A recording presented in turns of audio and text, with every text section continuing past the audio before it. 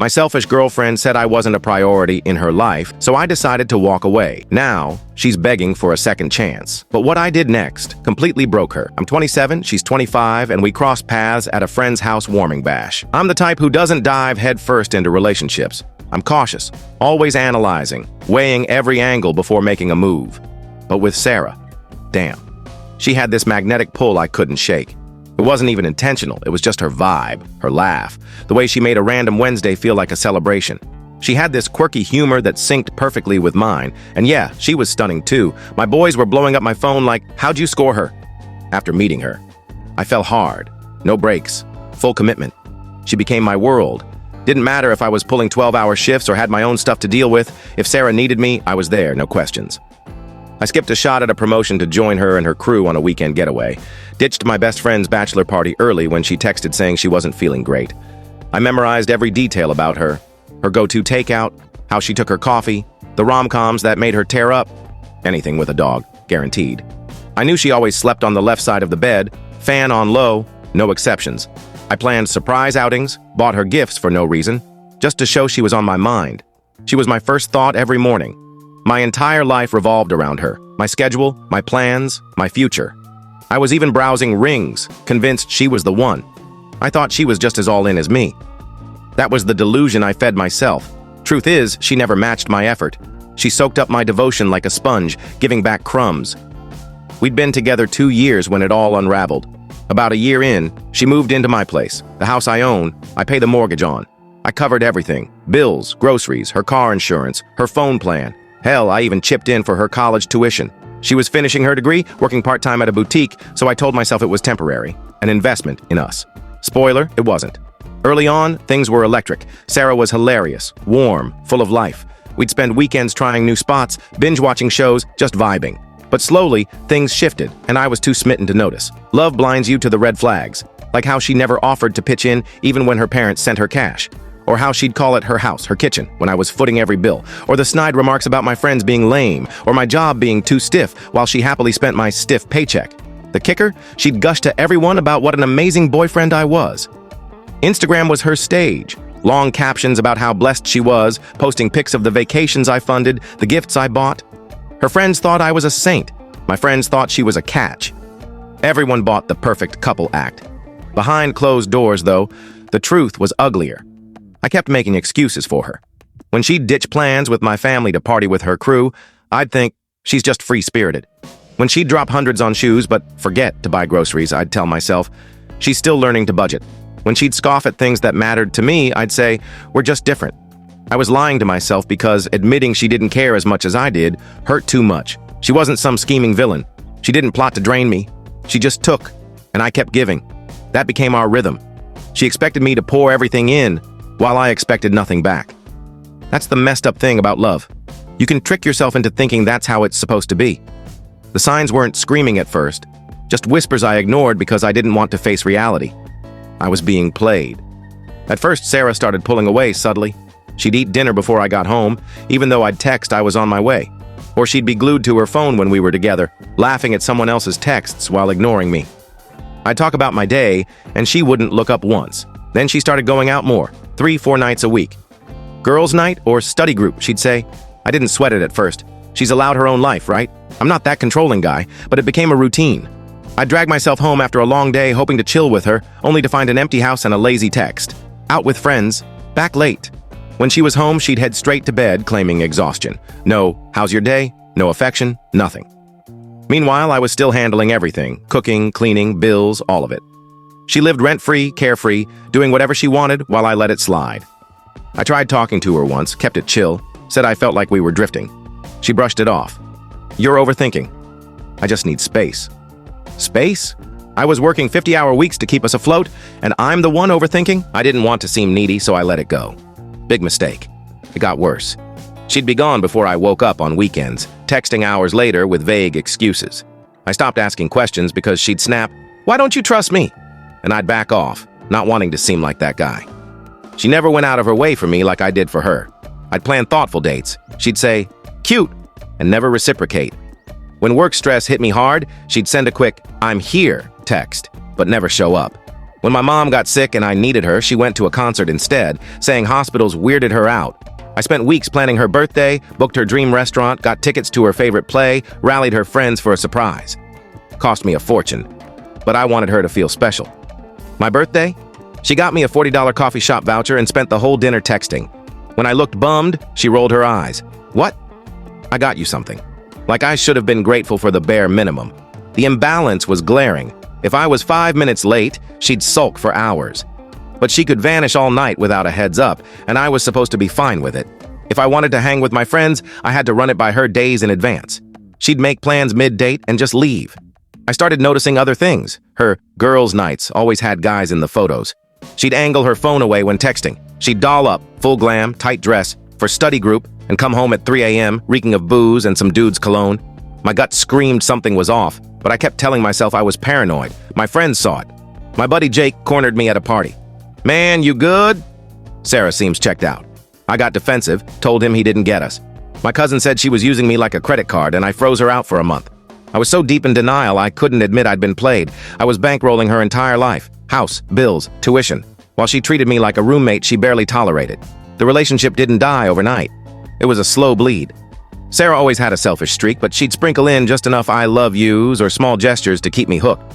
She'd play the girlfriend role in public, but in private, she was distant. Plans we made stopped mattering.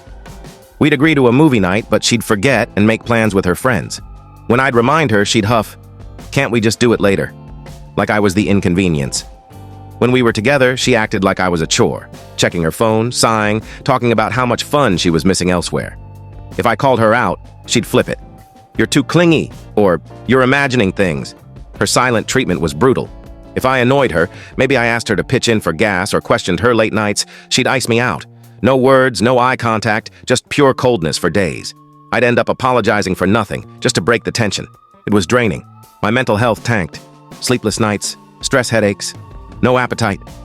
Work suffered, which stressed me out more because I needed that job to keep her lifestyle afloat. She never noticed I was falling apart. As long as her bills were paid and she could party, I was invisible. That's when I started questioning everything. Was I really okay with this? Was I weak for staying or selfish for wanting out? I'd tell myself relationships take work, but how much was too much? I was carrying her weight, and it was crushing me. I started planning my exit.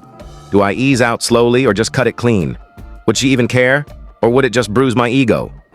I was already halfway gone mentally. My body just needed to catch up. Then came the night that broke me. Nothing dramatic, no big fight, just a moment that hit like a freight train. It was a Friday. I'd been slammed at work all week, wrapping a huge project. I was beyond beat, but not ready to give up. I wasn't chasing quality time anymore. I was ready to show her I was done without saying it outright. I got home around 6:30, tossed my keys on the counter, and heard her music blaring from the bedroom. I knew the drill. She was getting ready to go out. Another girls' night, probably with some dude in the mix, third weekend running. I'd be left alone in my own house again like a damn afterthought. I knocked and opened the bedroom door. There she was, in front of the mirror, half-dressed, doing her makeup like she was prepping for a photo shoot. Normally, I'd have paused to take her in. Not tonight. "Hey," I said, keeping it light. "Thought we could stay in, grab takeout, watch something. Been a minute since we hung out." She didn't even look at me, just kept swiping on eyeliner. "Can't. Meeting the girls at Jess's. We're hitting that new bar later." The girls. Always the girls, but her tagged photos were full of guys. I leaned against the doorframe, unfazed. "Yeah, just thought we could catch up. Barely seen you all week. I come home and you're either gone or halfway out the door." She shot me an irritated glance in the mirror. "Not my fault you're always working." There it was, the jab. She knew I worked to keep her life comfortable. My job paid for her car, her phone, this house. But sure, make it my fault. I nodded, letting the silence sit, then said, "Relationships need time too. Thought we could make some." She spun around, eyeliner in hand, looking at me like I was a chore. Then she hit me with it. "You're not my top focus right now, okay? I've got other stuff going on." 10 words, 2 years reduced to that. I wasn't even on her list. I didn't flinch, just let it sink in, let her hear her own words echo.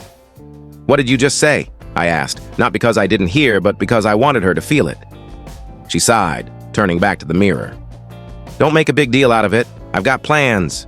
We'll hang tomorrow or something." That was it, the final straw. After everything I'd poured in, I was a footnote.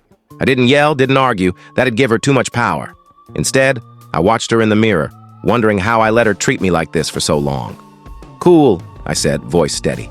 "Go have fun." And I meant it. "Have fun, Sarah, because the guy standing here, he's done." "I will," she said, not catching the shift in my tone. She kept primping like we'd been talking about takeout, not the end of us. She left soon after, barely muttering a "later" as the door slammed. I stood in the kitchen, hearing her car peel out, and this calm settled over me, like a puzzle piece clicking into place. I cracked open a beer, sat on the couch, and replayed the last few months. All the times she bailed, the shady girls' nights, the way I'd become background noise in her life. I grabbed my phone and scrolled through our texts. It was brutal. Endless messages from me, checking in, making plans, pouring out support. Her replies, one-word answers, hours late or straight-up cancellations. I'd write essays when she was stressed. She'd send a heart emoji. The proof was right there. I'd been chasing someone who didn't care. Frustrated, I tossed my phone down, but boredom pulled me back. I opened Instagram, scrolling through stories to distract myself. One of Sarah's friends posted from their night out.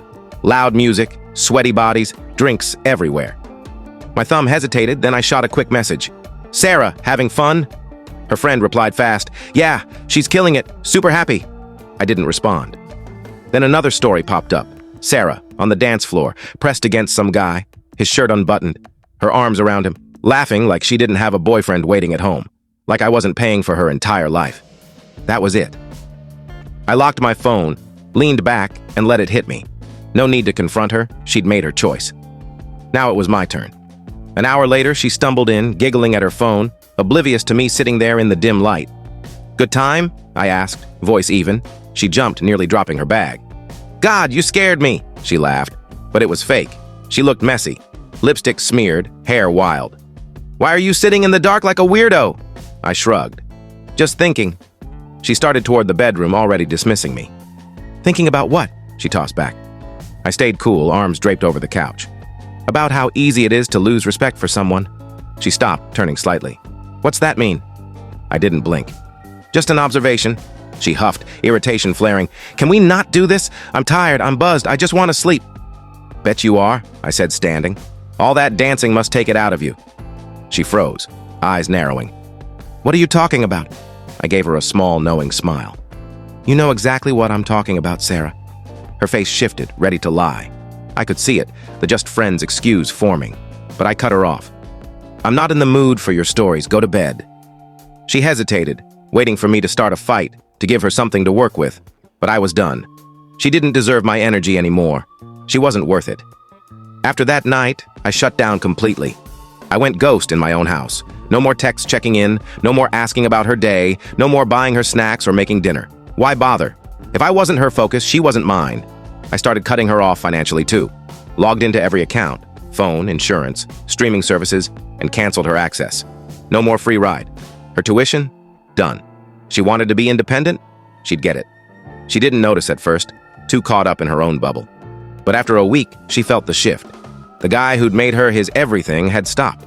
She'd shoot me confused looks, testing the waters, trying to figure out why things felt off.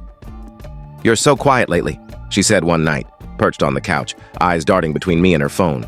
I shrugged. "Am I?" "Yeah." "Something wrong?" I looked at her, stone cold. "Nothing you'd care about." Her face twitched. "What's that supposed to mean?" I leaned back, smirking. "It means what it sounds like. If I'm not your focus, why would you care?" Her eyes widened, my words hitting like a slap. "Are you seriously still hung up on that? It was just something I said." "Sure," I said, standing. "Whatever you say." I walked out, leaving her stewing in the silence. The next few days, I kept it up, distant, detached. She'd try to talk, and I'd give her nothing but short answers. She'd suggest plans, and I'd brush her off. "Nah, I'm good." She'd ask if I was mad, and I'd hit her with, "Nope, just respecting your priorities." When she realized her phone bill bounced, her insurance lapsed, her Netflix wouldn't load, she got quiet. The safety net she'd taken for granted was gone, and she didn't know how to handle it. Watching her unravel was almost satisfying. Confusion became frustration, then desperation. She wasn't used to being ignored, wasn't used to losing her grip on me. I kept living my life, hit the gym, hung with my boys, picked up my old hobbies. I wasn't living for her anymore, I was living for me, and it felt incredible. Then she started trying, coming home early, bringing my favorite pizza, asking about my day and actually listening, cozying up to me like old times. But it was too late. I'd seen her true colors. She was just scrambling to keep her ATM running. I let her try, let her sweat, Let her feel what it's like to chase someone who's done chasing back. One night, she broke, tears streaming, voice shaky, playing the victim. "I don't get why you're doing this," she sobbed. "Why are you acting like this?" I kept my face blank. "You made it clear, Sarah. I'm not your focus. You've got other stuff going on, so I'm focusing on my stuff, and you're not part of it." Her face crumpled.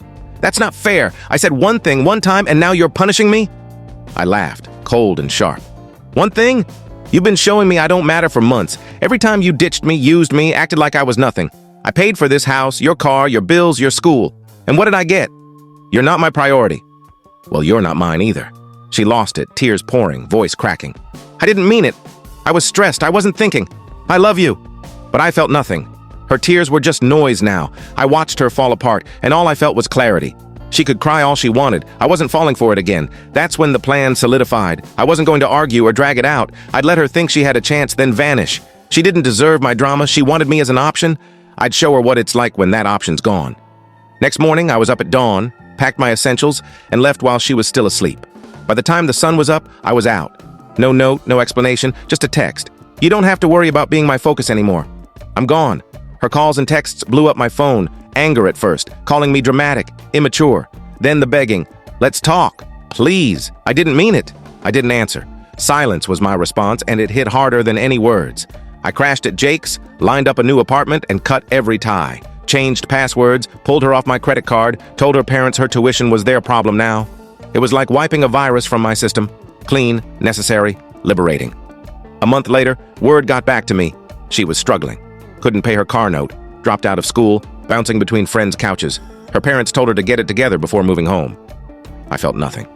4 months in, she showed up at my new place. Don't know how she got the address. She looked rough, gaunt, drained, all her old swagger gone. "Please," she said, voice small. "I've changed. I miss you. I messed up." I just stared. "Yeah, you did. Can we try again? I'll prove it. You're my focus now." I tilted my head, almost amused. "Focus? Sarah, you're not even on my list anymore. I don't even remember what it felt like to care." She broke, sobbing, begging, promising she'd be different. But I was free, and she was the only one still chained to the past. "You need to leave," I said, voice flat. "There's nothing here for you." I shut the door, her cries fading on the other side. Not my problem anymore. And damn, it felt good, like shedding a skin I'd outgrown. Weeks later, I met an incredible woman, real, kind, someone who shows up for me like I show up for her. She says I'm her focus, and her actions back it up. Night and day. Word spread, and Sarah lost it. Started popping up at places I might be, texting from burner numbers after I blocked her. Desperation's an ugly look. I ignored her. Last I heard, she dropped out completely and moved back with her parents, her life a wreck. Mine? Never been better. She thought I was replaceable. Turns out she was. People ask if I regret it, if I'd ever reach out. Hell no. Walking away was the best move I ever made. When someone shows you they don't care, believe them, and then make sure they're not your problem anymore. So, what are your thoughts on this story? Do you agree with what happened, or do you see it differently? Let us know your opinion in the comments. We'd love to hear from you. And if you enjoyed the video, make sure to give it a like, subscribe to the channel, and hit the bell icon so you don't miss any of our upcoming stories. See you in the next one.